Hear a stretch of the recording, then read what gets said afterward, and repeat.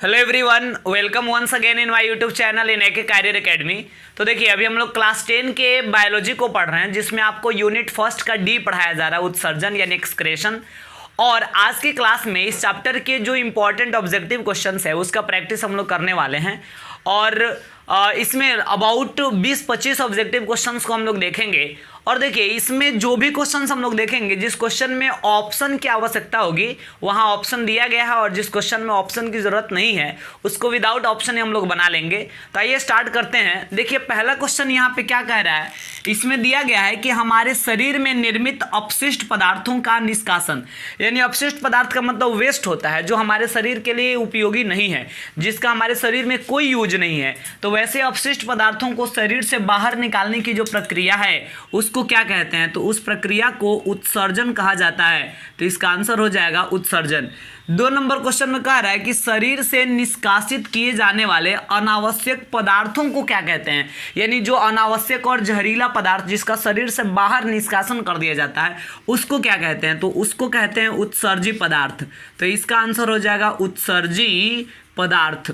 Next question है, उत्सर्जी पदार्थों को निष्कासित करने वाले अंग को क्या कहते हैं, मतलब जिन अंगों के सहायता से उत्सर्जी पदार्थों का निष्कासन किया जाता है उस अंग को क्या कहते हैं। तो देखिए, उसको बोलते हैं उत्सर्जी अंग। तो इसका आंसर हो गया उत्सर्जी अंग।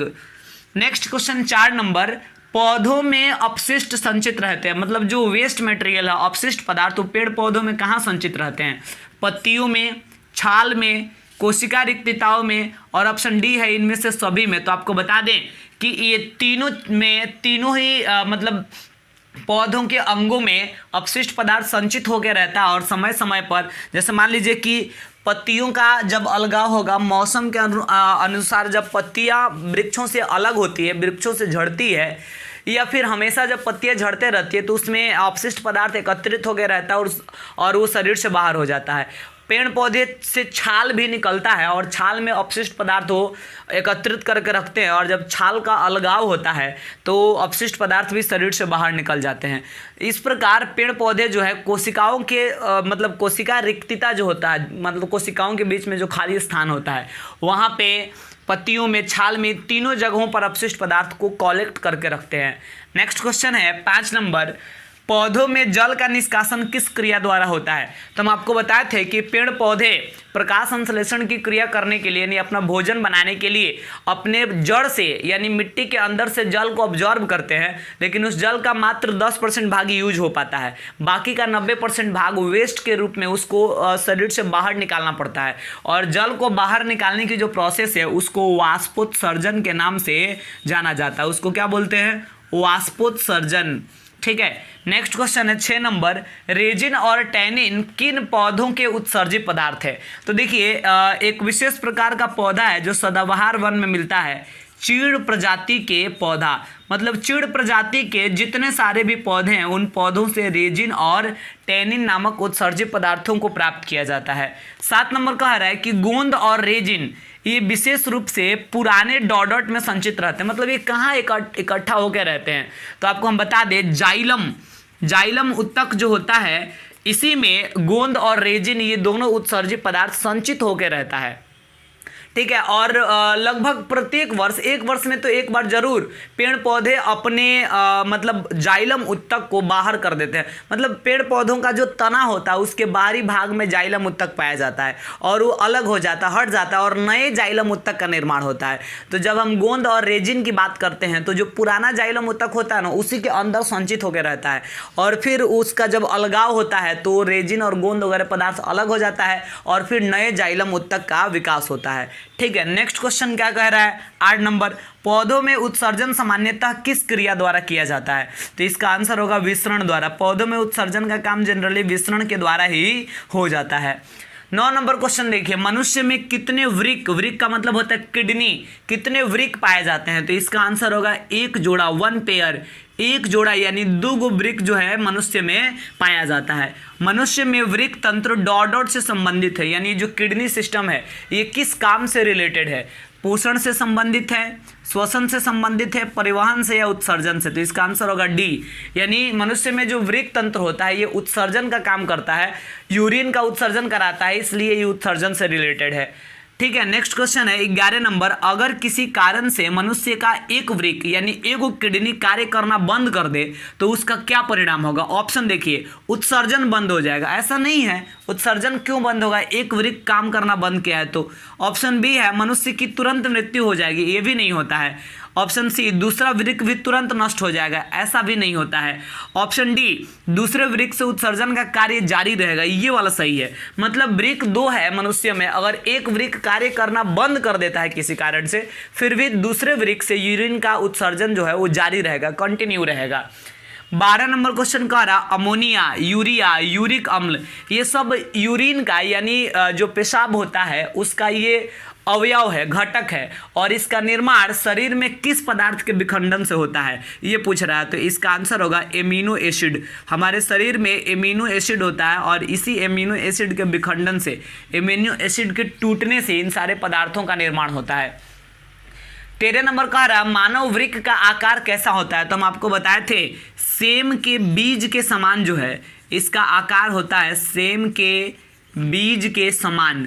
हम आपको लेंथ, ब्रेथ और मतलब लंबाई, चौड़ाई और मोटाई की भी बात किए थे। तो इसका लंबाई होता है अबाउट 10 सेंटीमीटर के आसपास में, इसका चौड़ाई होता है 5 से 6 सेंटीमीटर के आसपास में, और इसका मोटाई होता है 2.5 सेंटीमीटर से 4 सेंटीमीटर के आसपास में। अब नेक्स्ट क्वेश्चन है 14 नंबर, वृक्क का कार्य शरीर से डॉट डॉट का उत्सर्जन करना है। किस पदार्थ का उत्सर्जन ये वृक्क करता है। यूरिन का उत्सर्जन करता है, या अनपचा भोजन का उत्सर्जन करता है, या कार्बन डाइऑक्साइड का उत्सर्जन करता है। तो हम सबको पता है कि किडनी के द्वारा यूरिन का ही उत्सर्जन किया जाता है, तो इसका आंसर होगा यूरिन, ऑप्शन ए। तो ये 14 क्वेश्चन हम लोग देखे, इसमें कुछ और क्वेश्चन भी है, तो आइए उसको भी देखते हैं। 15 नंबर क्वेश्चन में कह रहा है कि वृक्क तंत्र का रचनात्मक एवं कार्यात्मक इकाई को क्या कहते हैं। यानी जो किडनी सिस्टम है उसका रचनात्मक और कार्यात्मक इकाई जो होता है उसको हम क्या बोलते हैं। तो उसको कहा जाता है वृक्क नालिका, या फिर उसको शॉर्टकट में आप नेफ्रॉन भी कह सकते हैं। वृक्क नालिका या उसको नेफ्रॉन भी कहा जा सकता है। नेक्स्ट क्वेश्चन है, प्रत्येक वृक्क में कितने नेफ्रॉन होते हैं। तो देखिए इस तो लगभग प्रत्येक वृक्क में जितने भी वृक्क होते हैं, दोनों वृक्क में लगभग अनगिनत वृक्क पाए जाते हैं, सॉरी अनगिनत नेफ्रॉन होते हैं, बट ये संख्या पूछ रहा है तो अबाउट 10 लाख के आसपास में, मतलब प्रत्येक वृक्क में लगभग 10 लाख नेफ्रॉन पाए जाते हैं। नेक्स्ट क्वेश्चन है 17 नंबर, नेफ्रॉन में पाया जाने वाला कप के आकार की रचना को क्या बोलते हैं। तो देखिए इसको कहा जाता है बोमेन संपुट, बोमेन संपुट कहा जाता है नेफ्रॉन के ऊपर जो कप के शेप की रचना पाई जाती है। 18 नंबर कह रहा है नेफ्रॉन में कौन सा भाग फिल्टर के रूप में कार्य करता है। तो इसका आंसर होगा ग्लोमेरुलस। नेफ्रॉन में एक विशेष प्रकार का अंग होता है जिसका नाम है ग्लोमेरुलस, इसी को कोशिका गुच्छ भी कहा जाता है। ये फिल्टर के रूप में काम करता है, ये ब्लड को प्यूरिफाई करता है, ठीक है। और ये कोशिका गुच्छ जो है बोमेन संपुट के अंदर पाया जाने वाला रक्त कोशिकाओं का एक गुच्छा होता है। 19 नंबर कह रहा है नेफ्रॉन में बनने वाले यू के आकार की रचना को क्या कहते हैं। तो इसका आंसर होगा हेनेल्स लूप। यू के आकार की जो रचना बनती है उसको क्या कहते हैं, हेनेल्स लूप कहा जाता है। 20 नंबर कह रहा है यूरिन के प्रमुख 3 घटक कौन कौन है। मतलब यूरिन जो होता है उसका मेन 3 घटक कौन कौन है। तो इसका आंसर होगा सबसे ज़्यादा मात्रा में तो जल पाया जाता है लगभग 95%। इसके साथ ही इसमें यूरिया भी पाया जाता है और यूरिक एसिड भी पाया जाता है। 3 ही घटक पूछ रहा है तो इसलिए प्रमुख 3 घटक हम लिख दिए। 21 में कह रहा है कौन सा मशीन हमारे शरीर में कृत्रिम वृक्क के रूप में कार्य करता है।